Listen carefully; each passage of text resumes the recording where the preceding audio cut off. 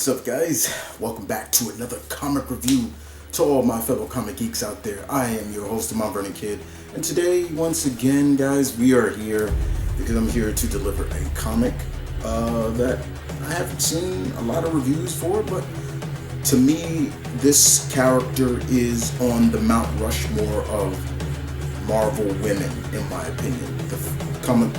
The women that paved the way for all the great Marvel female characters to come. And who is this character? Well, let me tell you. We're looking at the Wasp right here. That's right. This issue 1 of this new Wasp miniseries, written by the one and only Al Ewing and artwork by Kasea Ni. I hope I'm pronouncing that name right. And I love the variant cover. This is Russell Dermott. All the Wasp, her different looks she's had over the years. You know, this will always be my favorite look for Wasp. This one right here, I love that look. But you know, everyone else they're all cool too. So what is this about? Well, this was interesting because it's not just dealing with Janet Van Dyne. It's also dealing with the new Wasp, the Hank's daughter. That he had with his previous wife, basically Janet's stepdaughter, Nadia. This was fun. Basically, what this is, Mr. Ewing is basically telling a story in the sense of what turned Wasp into a hero. I'm trying to get that glare out of here, but what turned her into a hero? What turned her and what helped her forge to become the Wasp, and why Hank did what he did, giving her PIM particles and everything like that, and what forged her to become the first lady of the Avengers. And I liked what they did. Basically, it started with the murder of her father, Vernon Van Dyne, and things like that. And it kind of gets a little bit into this alien named Cosmo, I believe that was his name. He looked like Slimer, juiced up on steroids. I'll show you what he looked like. There he is. Don't look like Slimer? He looks like Slimer, juiced up on steroids.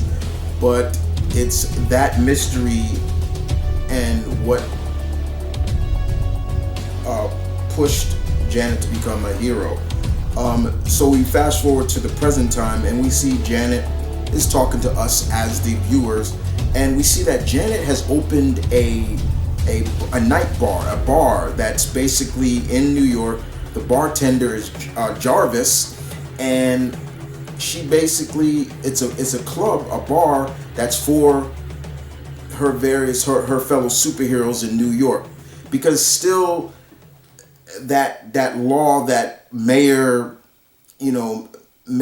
Wilson Fisk put, that no superhero vigilantes can operate in New York outside of the Thunderbolts and stuff like that. Mayor Luke Cage is still trying to clear that up. So we see Janet. She is flying through New York in her Wasp form. She even goes into detail. I love when she talks about. There's a scene where she's talking to us about it, like, okay, here she is. She's flying through town, as you can see right here. She's saying hello to everybody, and she says, I'm in my 4-foot height, the largest size I can use by wings. It's faster, but people can see me, and they might think I'm on patrol. So it kind of plays up, and she even goes into detail. It goes into detail about, better safe than sorry. Costume vigilantes are no longer welcome to operate in New York City.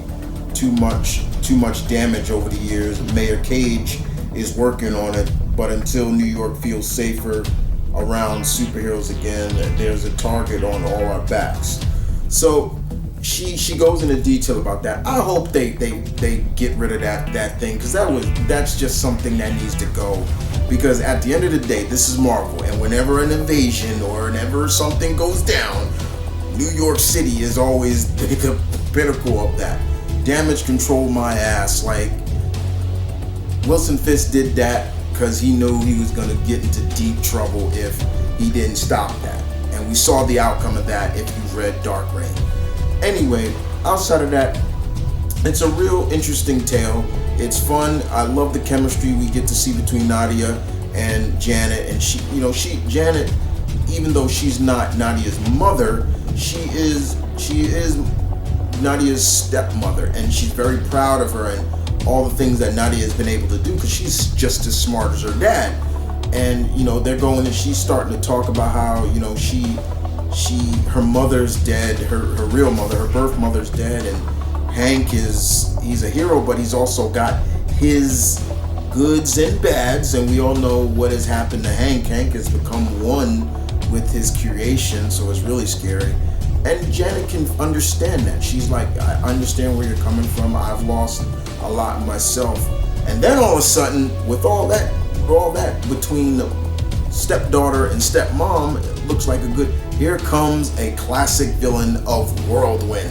Whirlwind is a classic known villain for Janet, and she's like, oh my God. Like, she's almost like, this guy can't, he stalks me. I love that they were going in that. She's like, this guy stalks me. It's like, what is with this guy? But at the time, it kind of feels weird because Whirlwind is attacking them. She's still like, what is with him? Like, he's not acting like himself. And Whirlwind is even saying, like, look, I don't want to be here. If I could be anywhere, I wouldn't be in New York.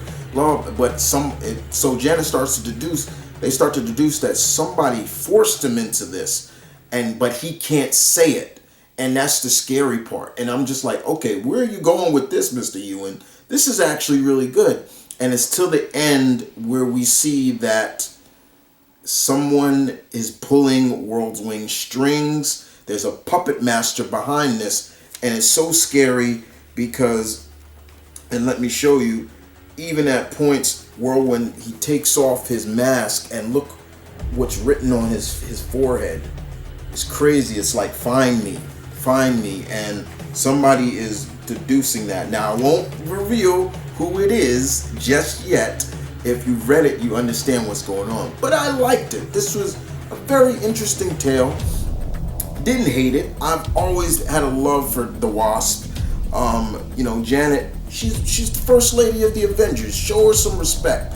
And to me, she is one of the women that is up there on, if we're doing the Mount Rushmore of women of Marvel, this is just me. Janet's up there.